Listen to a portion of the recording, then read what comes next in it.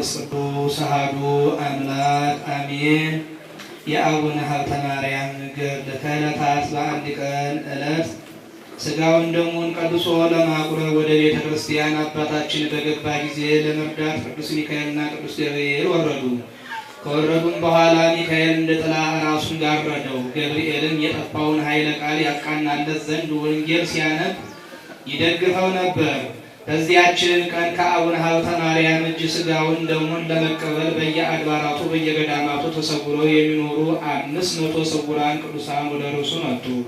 ጌታችን ኢየሱስ ክርስቶስን ተገልጦ ከዛሬ ጀምሮ እስከ ዕለተ ሞትህ ከእጅ ሥጋውን ደሙን የተቀበለውን ምሬልሃለሁ፣ በስውርም ሆኖ በግልጥም ሆኖ ዘወትር እንድትቀድስ አዝዝሃለሁ ብሎ ይህንን ካዘዘው በኋላ ጌታ ተሰወረው። ዳግመኛም ቅዳሴ ማርያምን ቀድሶ የትንሣኤ ዕለት ካቆረበ በኋላ በሰላም ወጥቶ በፍቅር አንድነት ወደ ቤቱ ተመልሶ ሳለ በመግባቱም ጊዜ አምላክን የወለደች ቅድስት ማርያም ተገልጣ ነገም አንተው ቅዳሴን ቀድስ፣ ይህም ቅዳሴ መዓዛ ቅዳሴ ነውና የዓለም መሰረት ማርያም ወደ እኔ ነይ ብለህ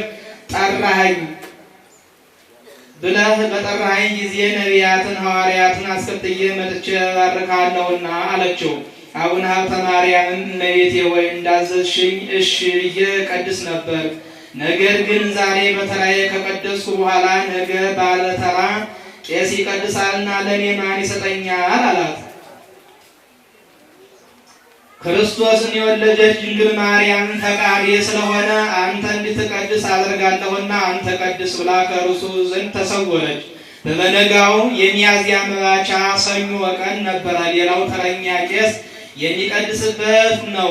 ተረኛው ቄስ ከእንቅልፉ በነቃ ጊዜ ቸኩሎ እየተፋጠነ ወደ ቤተ ክርስቲያን ሲሮጥ በጎዳና እግሮቹ ተሰነካከሉና ከድንጋይ ላይ ወደቀና ጥርሱ ስለደማ ስለ ሥጋ ወደሙ ቅዳሴ ደንግጦ ከዚህ በኋላ እያዘነ ወደ አባ ሀብተ ማርያም ሄዶ ያ ቄስ በጣም እያዘነ እየተከዘ በእኔ ስም ከሚታጎል አንተ ቀድስልኝ አላቸው። እነሆ እኔ በመንገድ ወድቄ ከጥርሴ ብዙ ደም ፈሷል በማለት አባ ሀብተ ማርያምን ለመነ። አቡነ ሀብተ ማርያም የቄሱን ነገር ሰምቶ አምላክን የወለደች እመቤታችን የነገረችውን ነገር አስቦ አደነቀ። ከዚህ በኋላ አምላክን የወለደች ቅድስት ድንግል እመቤታችን አስቀድማ እንደነገረችው ሠራዬ ቄስ ሆኖ ቅዳሴ ማርያምን ቀደሰ።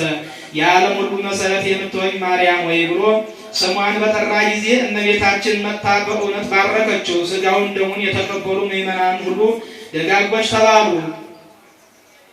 በዚያን ጊዜ እግዚአብሔር በኢትዮጵያ ሀገር ላይ ሃይማኖቱ የቀና ናኦድ የሚባል ንጉሥ አነገሰ። 18 ዓመት ወደ እግዚአብሔር ከጮኹ በኋላ ለእስራኤል ድህነት እንደሰጣቸው የሞዓብ ሰዎች አገዛዝ ባጠኑባቸው ጊዜ ጦርነቱን ባነሱባቸው ጊዜ እግዚአብሔርን ጩኸታቸውን ሰምቶ ሁለት እጁ ቀኝ የሆነ የጌራ ልጅ ናኦድን መድኃኒት አድርጎ አስነሳላቸው። በእርሱ ፍጹም ነፃነት የሚያወጣ መድኃኒት አገኙ። ልደቱን ለካዱ ለአይሁድ የጌራ ልጅ ናኦድን 80 ዘመን እንዳነገሰላቸው እንደዚህም ሁሉ እግዚአብሔር የኢትዮጵያ ንጉሥ ናኦድን አነገሰ። ንዑድ ክቡር የሚሆን አባ ሀብተ ማርያም ግን እህል ሳይቀምስ በመጾሙ ሥጋው ከአጥንቱ ጋር ተጣበቀ። ጌታ ተገልጦ ወደ ንጉሡ ወደ ናኦድ ሄደህ የገለጥሁልህን የምስጢር መጽሐፍ ስጠውና በሀገርህም መብረቅ አመጣለሁ አለ ብለህ ንገረው አለው። ምክንያቱም እግዚአብሔርን የሚያስቆጣ ስራ በሀገሩ ላይ ተሰርቷልና።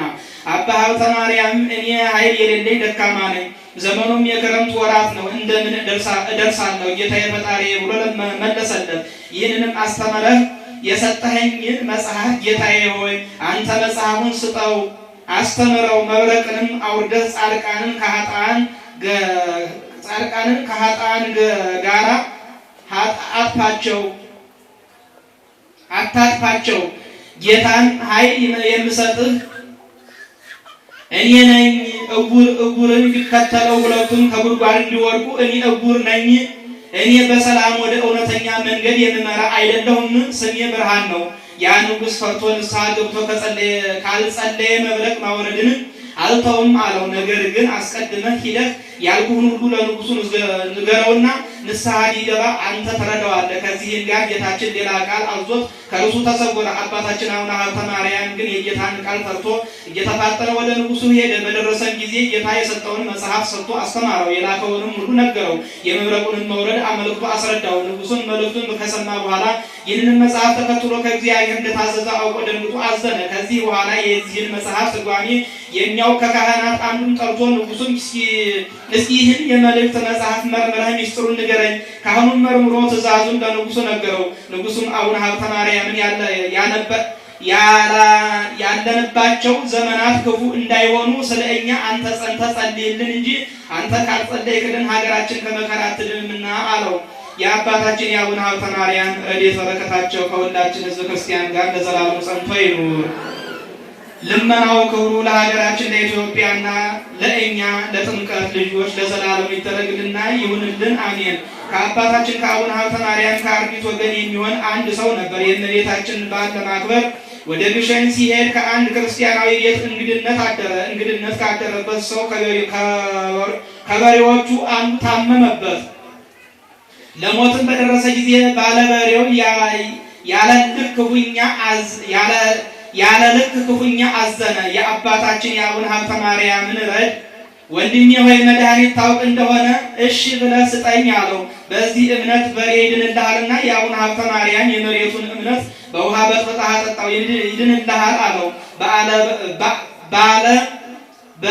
በሬውን ፈጥኖ ተቀብሎ በውሃው በጥብጦ ለበሬው ቢያጠጣው ካጠጣው በኋላ በሬው ፈጥኖ ተነስቶ ሽንቱን ሸምቶ ዳነ። ባለበሬውን በሬው ድኖ ወዲያና ወዲህ ሲሄድ አይቶ ፈጽሞ ደስ አለው። ከደስታውን ብዛት የተነሳ 5 ብር አንስቶ ውለታውን ለዚህ ያረድ ስንቅ ይሁንልህ ብሎ ሰጠው። ዕዳ ያለመሆኑን አውቆ ለስንቅ ተቀብሎ ሄደ። ስለዚህም ቅዱስ ጳውሎስ ሲመሰክር ተራራ የሚያክል ተአምር አድርገን